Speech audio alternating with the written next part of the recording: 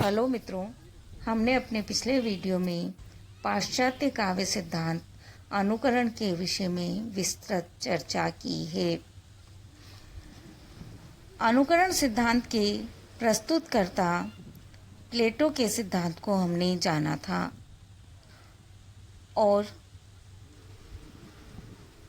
इस बात को स्पष्ट किया था कि होमर के महाकाव्यों इलियड और ओडेसी के माध्यम से प्लेटो ने सिद्ध किया कि कवि देवताओं, महापुरुषों और योद्धाओं को ऐसे पतित रूप में प्रस्तुत करता है जो नवयुवकों के चरित्र पर बुरा असर डालता है, अश्रद्धा जगाता है, जबकि देवता सदैव शुद्धतम आदर्श चरित्र से युक्त शिव रूप होते हैं।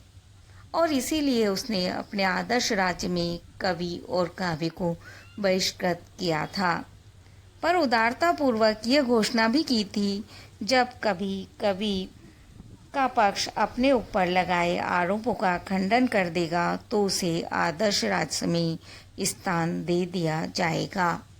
इसी प्रसंग में हमने अरस्तु के सिद्धांतों को भी जाना था।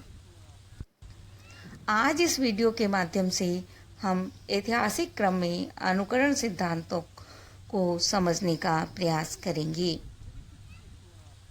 क्योंकि अनुकरण सिद्धांत पर चर्चा मिल जाती है परंतु उसका ऐतिहासिक क्रम हमें उपलब्ध नहीं हो पाता। हम अपनी चर्चा को आगे बढ़ाएं इसके पूर्व आप लिंक को सब्सक्राइब कर घंटी बजा दीजिए। मित्रों, अरस्तु के बाद 200 वर्षों तक इस क्षेत्र में कोई कार्य नहीं हुआ। रोमी युग, जो ईसा से 100 वर्ष पूर्व से लेकर ईसा की 5वीं शताब्दी तक माना जाता है, में भी विवेचन का विषय भाषण कला रही। वे ही नियम प्रकारांतर से काव्य पर भी लागू हुए। इनके समक्ष किसी न किसी रूप में प्लेटो का अनुकरण सिद्धांत रहा, जिन्हें वाणी देते हुए हम कह सकते हैं ऑगस्टाइन ने कला को सीधे सीधे ईश्वरीय जगत का अनुकरण माना है। प्लोटिनस का मत भी कुछ इसी प्रकार का रहा।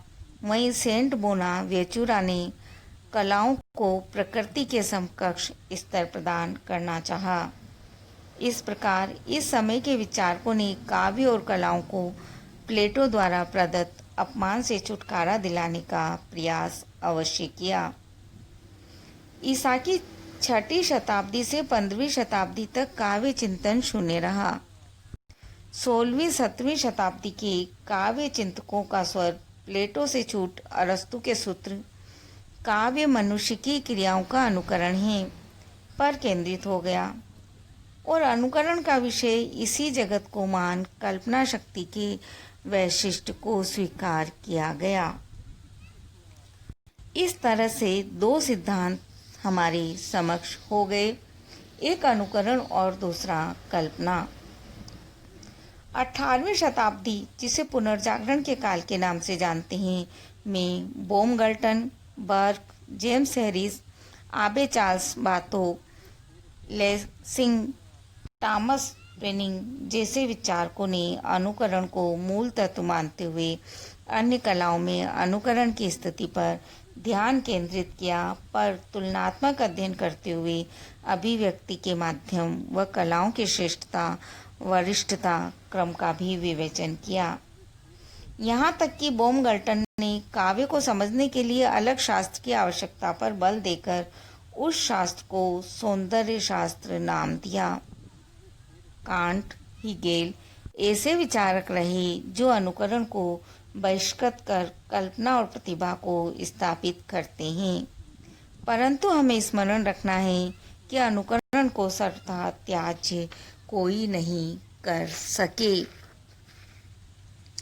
19वीं शताब्दी में Coleridge, Wordsworth, शेले, Keats, Byron, Croce द्वारा इसे काव्य से निष्कासित करने का प्रयास हुआ, परंतु शताब्दी के उत्तरार्ध और 20वीं शताब्दी में पुनः इसे केंद्र स्थानीय मान कलाओं की तुलना खेल से की गई। जॉन डेवी, सांत्याना, इज्रो, थियोडोर लिप्स, कानरेडी लाज, कार्ल ग्रुप्स ऐसे ही विचारक हैं। इस समय अनुकरण का पूर्ण विरोध करने वालों में यूगेन वेरो का नाम महत्वपूर्ण है। वे अनुकरण को साधन मानते हैं, सौंदर्य नहीं, जिसकी अभिव्यक्ति का माध्यम है कलाकार का व्यक्तित्व और कौशल। मित्रों, नई समीक्षा के आलोचक भी काव्य में अनुकरण की सत्ता को स्वीकार करते हैं। इस प्रकार पाश्चात्य काव्य क्षेत्र में 3 शब्द बीजाक्षर रूप में रहे: अनुकरण, कल्पना और अभिव्यक्ति। अनुकरण का समर्थन करने वाले विद्वान भी कल्पना का पूर्णतः बहिष्कार नहीं कर सके। अतः हम यहाँ ये कह सकते हैं, काव्य को आत्म तत्व से हीन मानना संभव ही नहीं।